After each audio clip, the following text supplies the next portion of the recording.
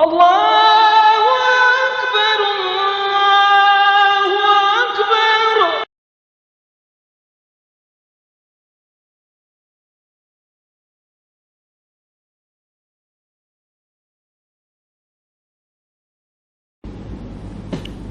Bismillahirrahmanirrahim. Assalamualaikum warahmatullahi wabarakatuh. Alhamdulillahilladzi hadana bi ta'atihi wa jazruna an ma'siyatihi wa ashhadu an la ilaha illallahu bi wahdaniyatihi wa ashhadu anna Muhammadan abduhu wa rasuluh, amma ba'du. Hadirin jamaah muslimin wal muslimat rahimakumullah. Alhamdulillah, puji syukur kita kehadirat Allah atas segala nikmat yang telah diberikan kepada kita, sehingga dengan nikmat-nikmat itu Allah berikan kesempatan kepada kita untuk istiqomah hadir di dalam masjidnya yang tidak lain adalah lissolati, laksanakan ibadah sholat. Semoga masjid yang sekarang kita duduk di dalamnya ini kelak di hadapan Allah akan menjadi salah satu saksi bahwa kita selama hidup di dunia termasuk golongan orang-orang yang soleh dan solehah. Allahumma amin ya rabbal alamin. Kenapa demikian? Di dalam satu ayat Allah sampaikan, "Faman kana yarju liqa'a rabbih falyamal amalan shalihan wa la yusyrik bi'ibadati rabbih ahada." Sesiapa faman kana yarju, sesiapa yang nak berjumpa kepada Tuhannya, faman kana yarju, sesiapa yang berharap liqa'a rabbih, berjumpa kepada Tuhannya yang tidak lain adalah Allah. Allah memberikan dua syarat. Syarat yang pertama, falyamal amalan sholiha, beramal soleh. Duduk kita di masjid semacam ini iktikaf, mungkin kita selepas iktikaf kita duduk iktikaf, baca zikir, kemudian mendengarkan nasihat-nasihat agama. Ini semuanya tercatat sebagai amal soleh. Kemudian syarat yang kedua, kata Allah, wala yusyrik bi ibadati rabbih ahada, dan jangan menyekutukan Allah, yaitu dengan cara beribadah hanya Allah semata. Salat kita menyembah hanya Allah semata. Maknanya bagaimana? Insya Allah ibadah kita baik berupa salat kita, zikir kita, iktikaf kita, dengarkan nasihat kita, lengkap kita beramal soleh juga beribadah hanya untuk Allah Ta'ala. Wa insya Allah kita termasuk golongan orang-orang yang berjaya. Amin ya rabbal alamin. Para jamaah yang dirahmati oleh Allah, melanjutkan bahasan kita pada pertemuan minggu yang lalu, di mana pada minggu yang lalu kita sedikit membahas perihal tentang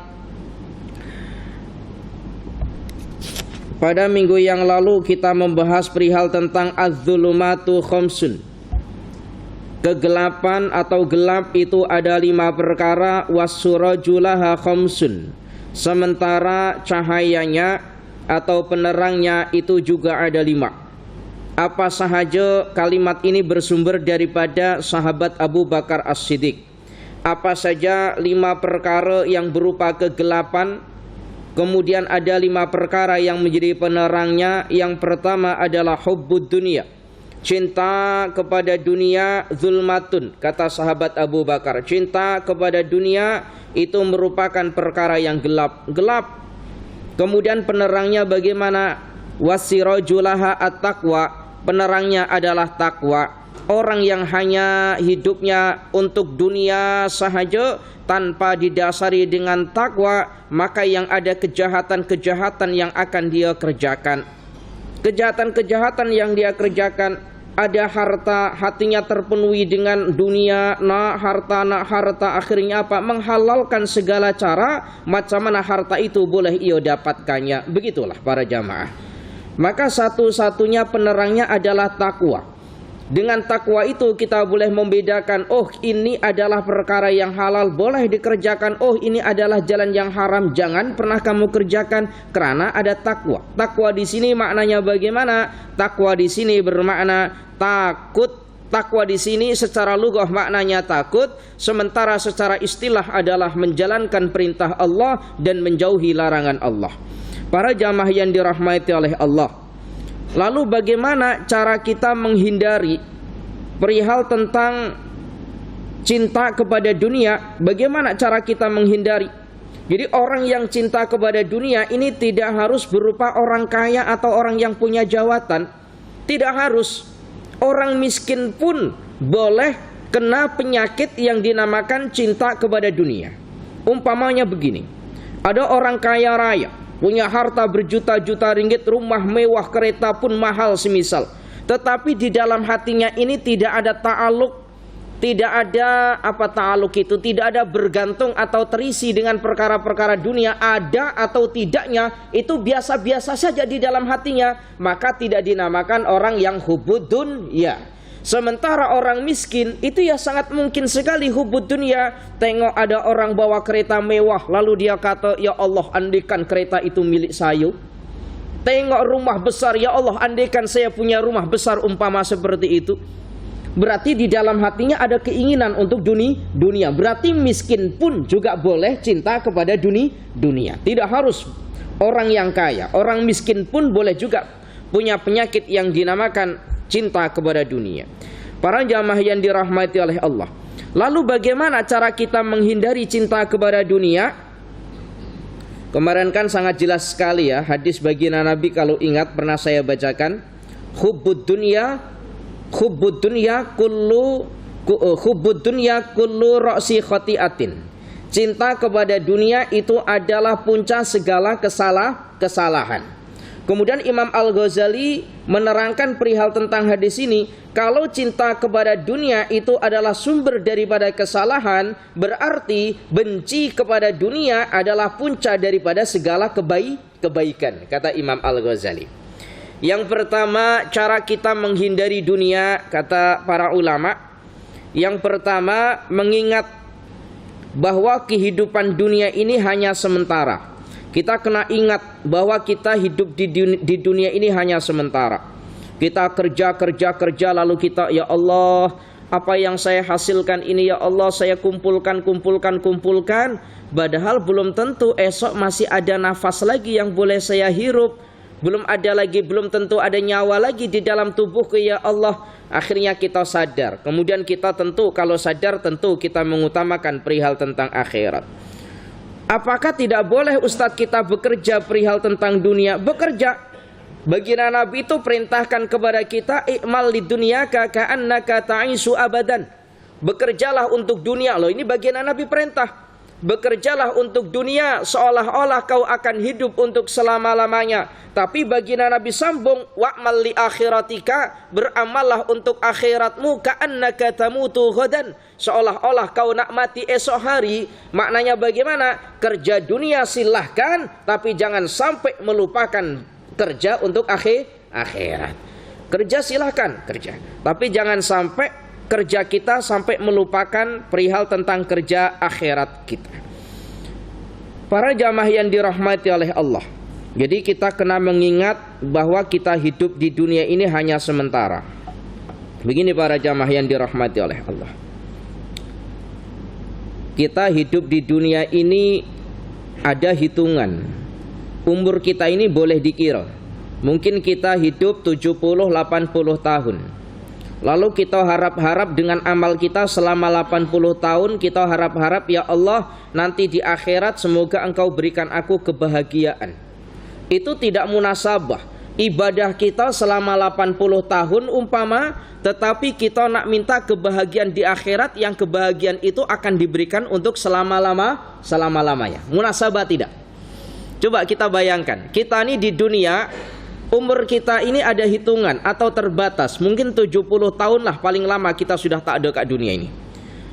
Andaikan 70 tahun itu kita gunakan 100% untuk beribadah, Lalu kita berharap, ya Allah nanti di akhirat karena aku ahli ibadah, ya Allah berikan aku kenikmatan di akhirat kelak.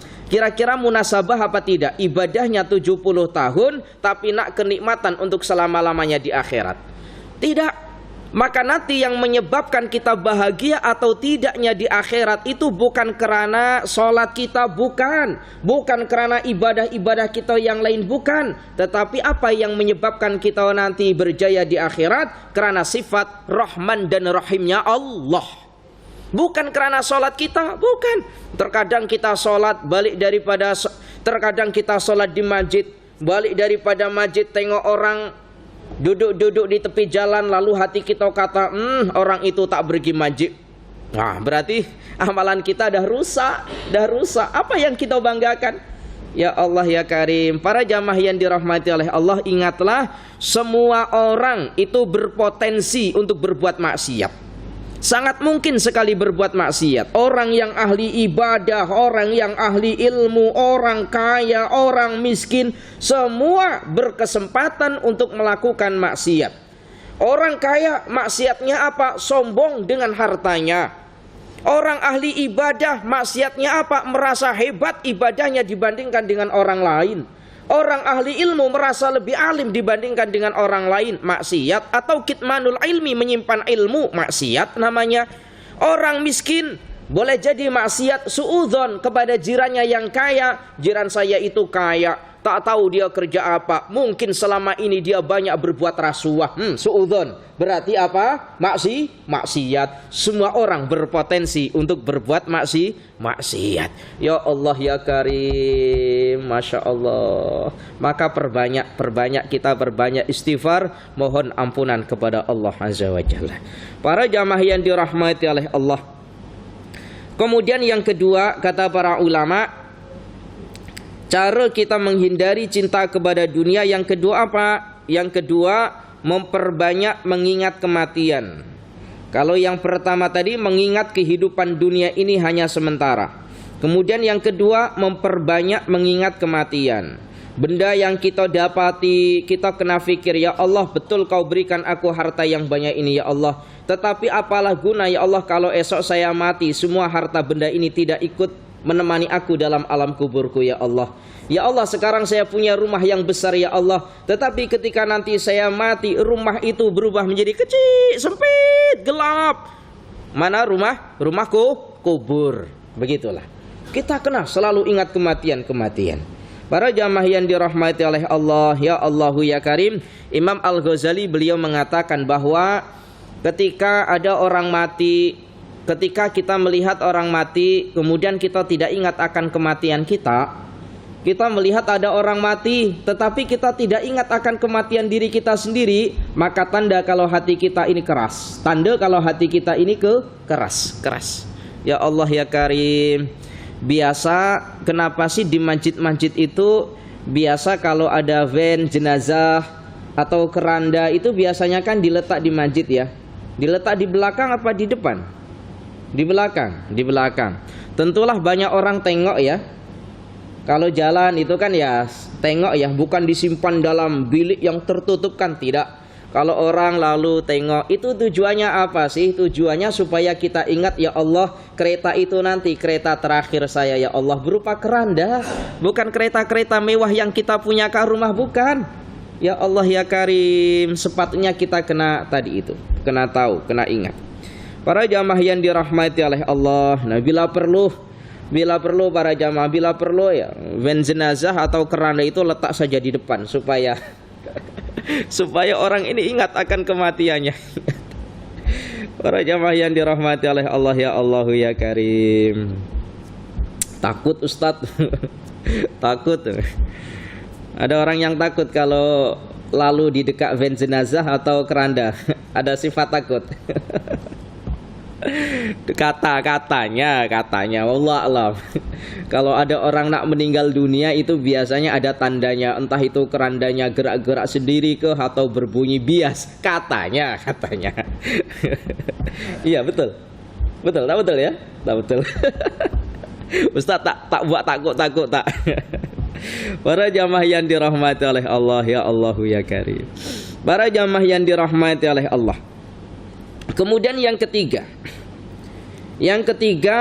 supaya kita terhindar daripada sifat cinta kepada dunia. Yang ketiga apa? Meyakini dan menyadari bahwa tindakan yang kita perbuat. Jadi meyakini dan menyadari bahwa setiap perbuatan yang kita perbuat itu nanti akan ada hisabnya di hadapan Allah. Dan nanti yang akan menjawab segala hisab-hisab atau pertanyaan Allah itu adalah anggota tubuh kita, bukan lisan kita. Dalam surat Yasin Allah jelaskan, Al-yawma nakhtimu ala afwahihim wa tukallimuna aydihim wa tashhadu arjuluhum bima kanu yaksibun. Betul ya? Ini surat Yasin ya. Ayat berapa? Ada yang ingat? Pokoknya surat Yasin Ustaz kelamaan kalau kita cari ayatnya. Al-yawma nakhtimu ala afwahihim wa tukallimuna aydihim wa tashhadu arjuluhum bima kanu yaksibun. Al-yawma nakhtimu, pada hari itu mulut kita ini dibungkam. Pada hari apa? Pada hari di mana Allah tanya, atau kita ini di hadapan Allah nak mempertanggungjawabkan semua perbuatan-perbuatan kita. Lisan kita ini terbungkam, tak mampu berbicara. Yang akan menjawab semua soalan-soalan Allah perihal tentang amal kita di dunia adalah Al-yawma nakhtimu ala afwatukallimuna aydihim. Yang akan berbicara adalah tangan-tangan kita nanti yang akan berbicara. Wa tashhadu arjuluhum bima kanu yaksibun. Sementara kaki kita itu nanti yang akan menjadi saksinya. Mulut kita tak mampu menjawab, yang akan menjawab adalah tangan kita, dan kaki kita menjadi saksi-saksinya. Kenapa? Sebab mulut kita ini tempatnya kadzib, tempatnya berbohong, tempatnya dusta, tempatnya menghibah. Macam mana nak menjawab soalan-soalan Allah? Para jamaah yang dirahmati oleh Allah, ya Allahu ya Karim. Kemudian malah dalam ayat yang lain, dalam surat Al-Fussilat itu dijelaskan justru nanti semua anggota badan kita yang akan menjawab itu semua anggota badan kita. Kalau tangan kita bermaksiat, maka tangan kita itulah nanti yang akan menjawab perbuatan kita. Kalau lisan kita bermaksiat, maka lisan kita yang akan mengaku bahwa lisan kita digunakan untuk bermaksiat. Kalau kaki kita digunakan untuk bermaksiat, kaki kita nanti yang akan mengaku di hadapan Allah kalau digunakan untuk bermaksiat. Yang demikian ini dalam surat Al-Fussilat. Para jamaah yang dirahmati oleh Allah. Kemudian yang keempat, supaya kita terhindar daripada hubbud dunia, cinta kepada dunia, tanamkan di dalam hati kita berupa sifat, yang sifat itu dinamakan dengan qanaah. Apa sih Ustadz yang dinamakan dengan qanaah? Menerima dengan segala pemberian Allah, baik sedikit ataupun banyak, namanya qanaah. Allah berikan kita keuntungan, ada yang berniaga mungkin, kemudian biasa ia dapat keuntungan 200-300 ringgit dalam satu hari. Kebetulan hari itu ia hanya dapat 20-30 ringgit sahaja. Qanaah, alhamdulillah ya Allah, cukup ya Allah. Mungkin rezekiku hari ini yang biasa kau berikan aku lebih daripada ini. Mungkin kau berikan kepada orang yang niaga sebelah kananku atau sebelah kiriku. Mungkin ia memerlukan uang dibandingkan dengan aku. Sepatutnya semacam itu. Kalau kita merasa semisal kita niaga, kanan kita niaga, kiri kita niaga, kemudian biasanya kita ini ramai pembeli, lalu pada saat itu tidak ramai pembeli, lalu yang ramai malah kanan kiri kita, lalu kita ya Allah Bapak tidak ramai jualan saya, berarti yang demikian ini tidak memiliki sifat qanaah, tidak menerima. Yakinlah para jamaah, rizki itu takkan tertukar. Allah tahu mana yang terbaik untuk hambanya, tahu.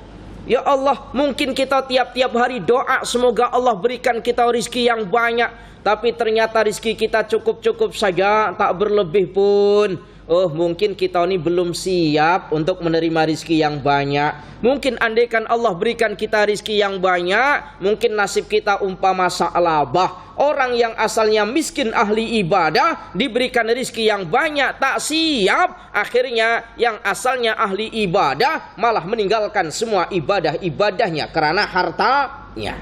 Itu Sa'labah. Ya Allah ya Karim. Para jamaah yang dirahmati oleh Allah, kalau orang-orang soleh yang ahli sufiyin itu ketika mendapati rizki berupa dunia, baik mendapati harta atau mendapati apa, dia takut.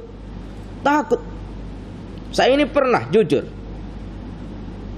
ada salah satu daripada tok guru saya itu mengajar tiap-tiap hari, kemudian akhir bulan dia diberikan sagu hati atau yang disebut dengan bisyarah, bukan bayaran, bukan, sagu hati.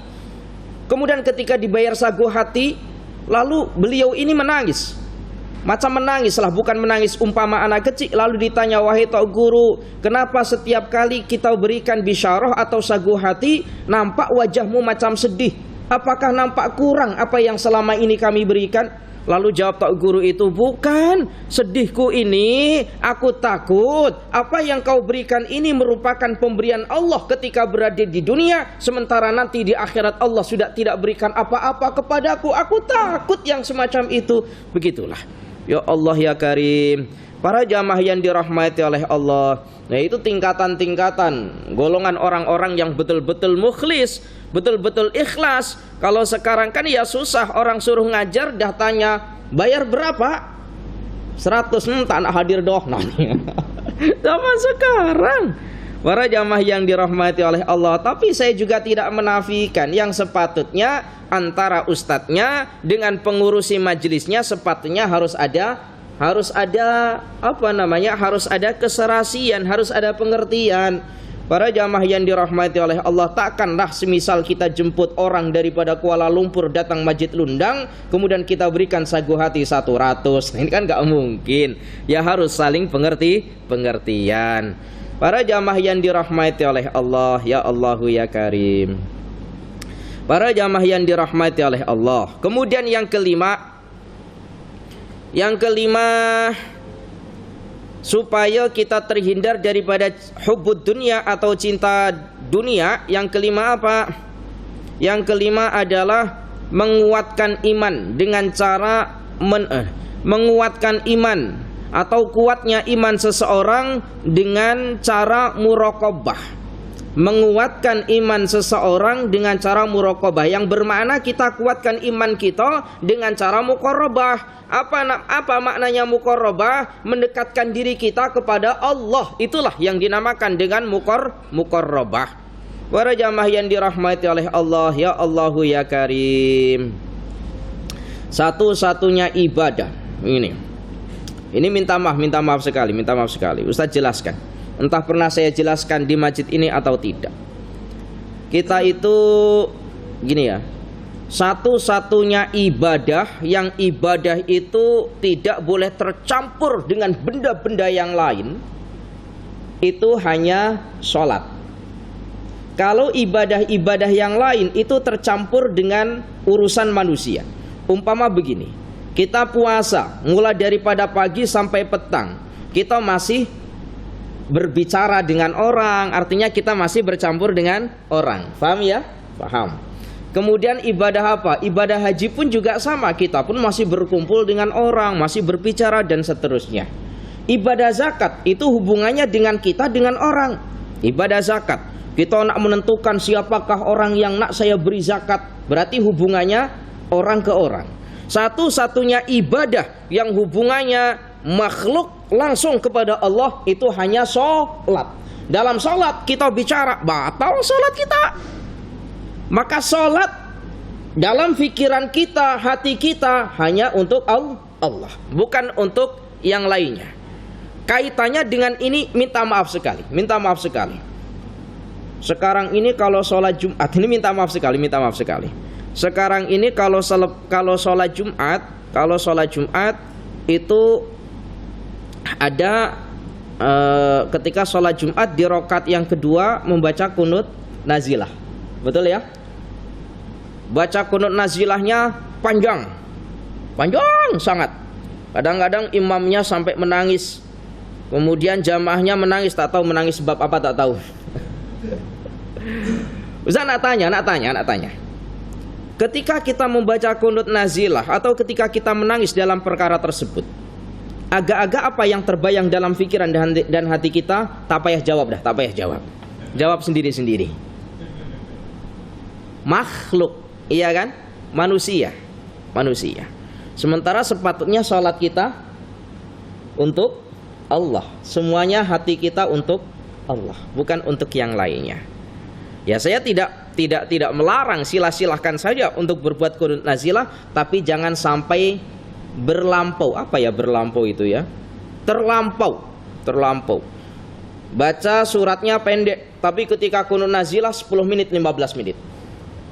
Kemudian selepas sholat Jumat ada namanya sholat hajat. Sholat Jumatnya 7 menit, sholat hajatnya 15 menit. Saya tidak menyalahkan, silahkan sahaja, tetapi tahulah bahwa yang lebih utama adalah perkara yang wajib. Tapi kadang-kala kan kita tidak. Umpama lagi misal, ibadah sholat tarawih itu ibadah sunnah, sementara ibadah sholat fardu itu ya hukumnya wajib. Kemudian melaksanakan ibadah sholat fardu dengan cara berjamaah itu ya sunat muakkad, sunat yang memang sangat ditekankan, tidak sampai kepada perkara wajib. Tapi kita tengok bila sholat berjamaah, sholat fardu itu jamaahnya ya itu saja. Tetapi kalau sholat taraweh, masjid ini saya yakin jamaahnya sampai belakang sana. Betul? Kenapa? Ini tadilah konsep ibadah kita yang menurut saya kurang betul atau salah, lebih mengutamakan perkara-perkara yang umpama tadi dibandingkan dengan perkara wajibnya. Para jamaah yang dirahmati oleh Allah. Kemudian yang keenam, yang keberapa? Betul, yang keenam ya. Kemudian yang keenam,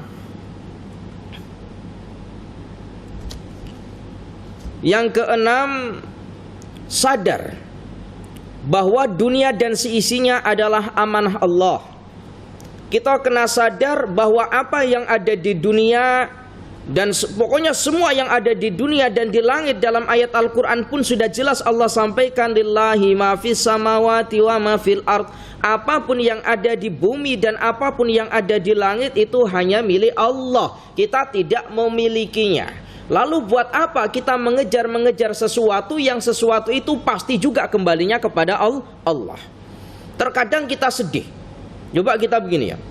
Kita itu pada hakikatnya semua kita ini miskin. Yang punya kereta 2, 3, 4, rumah mewah, bukan hanya 1, 2, 3 mungkin. Pada hakikatnya semua kita ini miskin macam mana? Sewaktu-waktu harta yang kita miliki itu boleh diambil oleh Allah. Miskin kita, lahir di dunia ini tanpa membawa apa-apa, bahkan selembar kain pun tidak menutupi tubuh kita. Miskin kita. Lalu yang kaya itu yang mana Ustadz? Dalam agama kita kaya adalah kaya yang berupa amal soleh. Itulah orang kaya yang sebenarnya. Kenapa? Sebab kaya kita berupa harta, ketika kita nanti mati, sudah harta kita tinggalkan. Tetapi kaya amal soleh kita di dunia, bukan hanya di dunia kita menikmatinya, tetapi ketika kita mati pun masih tetap mengikuti kita. Itulah yang sebenarnya orang kaya. Para jamaah yang dirahmati oleh Allah, kita kena ridho. Apapun yang kita miliki lalu kemudian hilang, kita kena ridho. Kalau kita tidak ridho, bukti bahwa hati kita ta'alluq bid dunia, hati kita masih terisi perihal tentang dunia. Kita punya harta kita tiba-tiba hilang. Entah itu hilang asbab kita sakit, lalu diguna untuk menyembuhkan sakit kita. Habis sudah harta kita, ridho, ya Allah harta itu bukan milik aku ya Allah.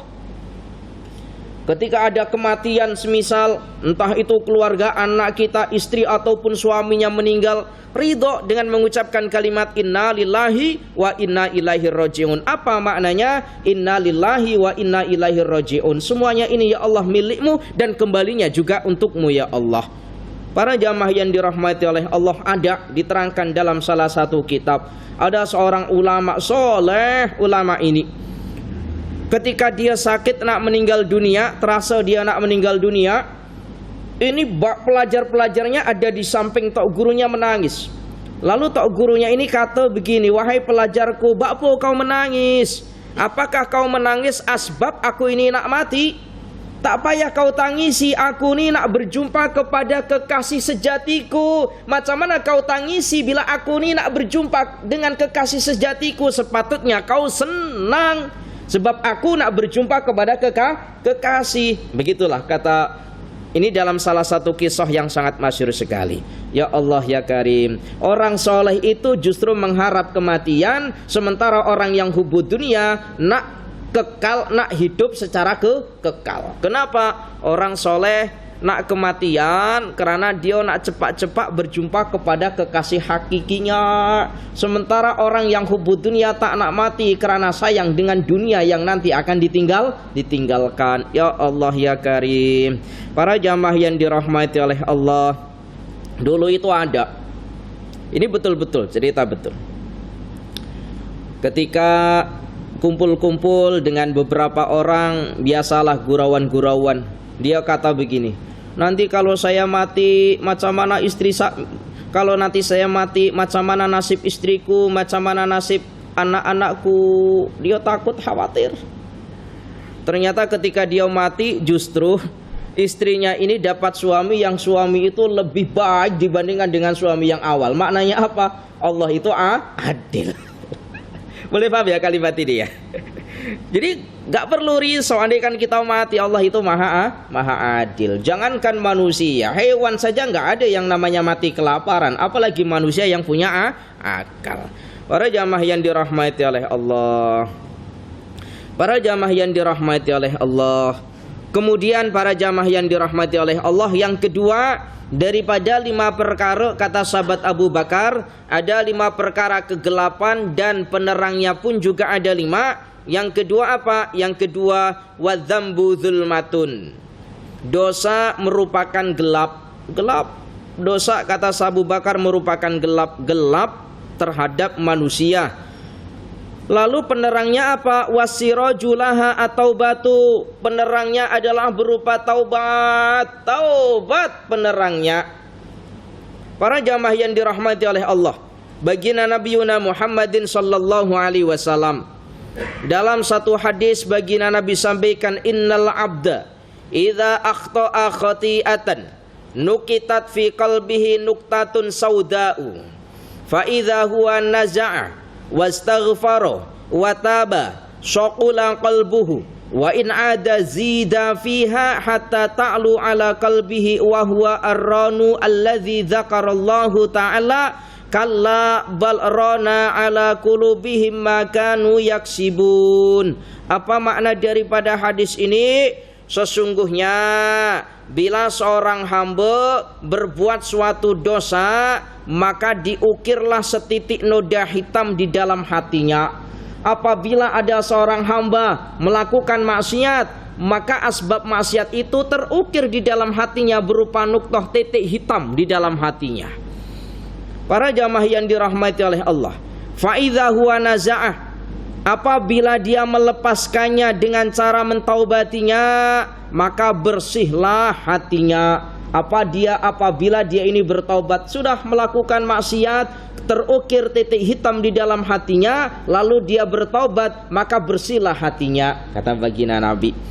Tetapi wa in ada zida fiha hatta ta'lu ala qalbihi, tetapi jika ia menambah kesalahannya atau maksiatnya, maka ditambah pula noda hitam yang ada di dalam hatinya, hingga noda hitam itu menutupi hatinya, kata baginda Nabi. Dan noda-noda itulah yang dinyatakan oleh Allah dalam ayat Al-Quran, kalla bal rana ala qulubihim ma kanu yaksibun, kata baginda Nabi.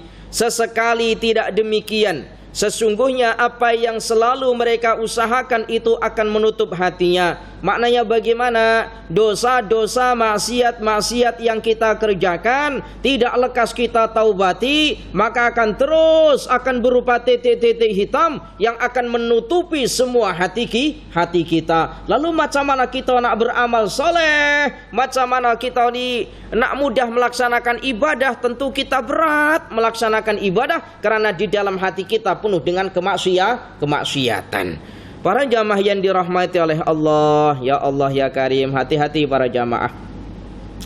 Setiap maksiat terukir di dalam hati kita ini berupa titik yang berwarna hitam. Tidak lekas kita taubati, kita tambah maksiat-maksiat itu terus akan penuhi titik-titik hitam itu. Ya Allah ya Karim, maka ini akan menyebabkan tadi itu kita malas beribadah, bahkan mungkin kita cenderung melakukan maksiat-maksiat kepada Allah dibandingkan dengan melaksanakan perintah-perintahnya. Ya Allah ya Karim. Para jamaah yang dirahmati oleh Allah, pernah Ustaz jelaskan jangan pernah salah, jangan pernah lupa bagaimana sih kita bertaubat. Taubat itu berkenaan dengan dosa yang kita kerjakan. Ada tiga cara kita ada tiga jenis dosa, yang mana tiga jenis dosa ini berbeda-beda cara mentaubatinya. Dosa karena meninggalkan perkara yang wajib, umpama meninggalkan sholat atau puasa, cara mentaubatinya adalah biqodaiha, dengan mengqodainya. Dosa karena melakukan perkara yang haram, umpama minum khamr, macam mana cara mentaubatinya? Ada tiga perkara, kata Imam Al-Ghazali. Ada tiga tahapan. Yang pertama, menyesal. Yang kedua, berjanji tidak akan pernah mengulangi. Yang ketiga, at-taqarrubu illallah, mendekatkan diri kita kepada Allah bikasratil ibadati, dengan memperbanyak ibadah. Jenis dosa yang ketiga, dosa yang diperbuat oleh manusia kepada manusia, umpama memfitnah, umpama menghibah, umpama berkata kotor sampai menyakiti hatinya. Bagaimana cara mentaubatinya? Harus minta maaf secara langsung kepada orang yang disakitinya. Ini, kalau semisal kita menghibah lalu kita taubat, sholat taubat tiap-tiap malam, tak cukup. Allah belum terima taubat kita. Kena datangi orang itu minta maaf secara langsung. Kemudian para jamaah yang dirahmati oleh Allah, yang ketiga apa? Yang ketiga daripada 5 perkara, yang ketiga, wal qabru zulmatun. Kubur kita itu gelap kubur kita. Wasirajulahu, sementara penerang kubur kita adalah la ilaha illallah Muhammadur Rasulullah. Penerangnya adalah kalimat la ilaha illallah Muhammadur Rasulullah. Para jamaah yang dirahmati oleh Allah, kenapa? Sebab orang yang pernah mengucapkan kalimat la ilaha illallah Muhammadur Rasulullah, bukti bahwa dia adalah orang yang beriman. Para jamaah yang dirahmati oleh Allah, di saat manusia dimasukkan dalam alam kubur, tentu tanah yang digali untuk kita tidur nanti tidaklah seluas daripada rumah atau bilik kita. Sempit. Tidak ada penerangnya umpama rumah atau bilik kita. Tetapi meskipun yang sempit ini, bagi orang yang soleh, bagi orang yang ahli ilmu ataupun orang yang ahli ibadah, sempit itu nanti akan menjadi luas, gelap itu akan menjadi terang. Bagi siapa? Bagi orang soleh, bagi orang yang ahli ilmu dan orang yang ahli ibadah. Para jamaah yang dirahmati oleh Allah, kita tengok, kalau kita lalu di salah satu kubur, yang kubur itu adalah orang yang ahli maksiat, kira-kira ada perasaan takut ketak kita lalu di dekatnya? Kita mungkin ada perasaan takut, betul ya? Tapi kalau kubur itu kuburnya orang-orang soleh, orang-orang yang ahli ilmu, kuburnya para ulama, kita lalu di dekatnya, hati kita tak ada perasaan apa-apa. Ya Allah ya Karim, betul yang demikian itu betul. Kalau tak percaya, coba kita try nanti lepas malam ini, coba lalu dikubur coba. Para jamaah yang dirahmati oleh Allah, ya Allahu ya Karim, Masya Allah. Para jamaah yang dirahmati oleh Allah, berkenaan dengan kalimat la ilaha illallah, dalam salah satu hadis disampaikan dalam salah satu hadis itu diterangkan, innallaha ta'ala harrama 'alan nari. Innallaha ta'ala harrama, sungguh Allah Ta'ala mengharamkan 'alan nari, atas api neraka, man qala, man sesiapa qala yang pernah berkata atau pernah berucap la ilaha illallah. Allah mengharamkan api neraka bagi siapa yang pernah mengucapkan kalimat la ilaha illallah. Nah, biasa kalau dalam tahlil kita mengucapkan kalimat apa? Tahlil itu ya la ilaha illallah, namanya tahlil. Namanya tahlil. Nah, kalau ada orang sebelah kelompok sebelah mengatakan kalau tahlil itu hukumnya bid'ah, tahlil itu hukumnya sesat, berarti sama saja melarang untuk mengucapkan kalimat la ilaha illallah. Sementara dalam satu hadis baginda Nabi sampaikan, sungguh Allah mengharamkan api neraka terhadap orang yang pernah mengucapkan kalimat la ilaha illallah. Berarti golongan-golongan sebelah itu tak ridho kalau kita selamat daripada api neraka. Nih, ya Allah ya Karim. Para jamaah yang dirahmati oleh Allah, ya perbanyak kalimat la ilaha illallah. Ketika kita tahiyat, kita mengucapkan kalimat la ilaha illallah. Diajarkan dalam ilmu fiqh, ketika kita tahiyat, baik tahiyat awal ataupun tahiyat akhir, asyhadu alla ilaha illallah. Kemudian tangan kita semacam ini. Ada yang mencontohkan tangannya semacam ini, ada yang mencontohkan semacam ini. Silahkan, boleh mana-mana boleh. Karena para ulama ada yang mencontohkan dua-dua. Kenapa si Ustadz dengan menggunakan jari, ini jari apa namanya? Telunjuk ya. Ini jari telunjuk. Kenapa si Ustadz harus menggunakan, tidak harus? Kenapa sih dengan menggunakan jari telunjuk, tidak menggunakan jari-jari yang lain, semisal asyhadu alla ilaha illallah? Pelik kan kalau macam ini? Asyhadu alla ilaha illallah. Kan pelik. Boleh begini. Itu diterangkan di dalam ilmu fiqh, di dalam kitab I'anatut Talibin. Di dalam kitab I'anatut Talibin itu dijelaskan kenapa kita dengan menggunakan jari telunjuk. Dalam kitab I'anatut Talibin dijelaskan bahwa jari telunjuk ini adalah ada urat-urat. Apa ya bahasa urat-urat itu? Tahu ya urat-urat ya? Ada urat-urat yang urat-urat ini sampai kepada hati kita.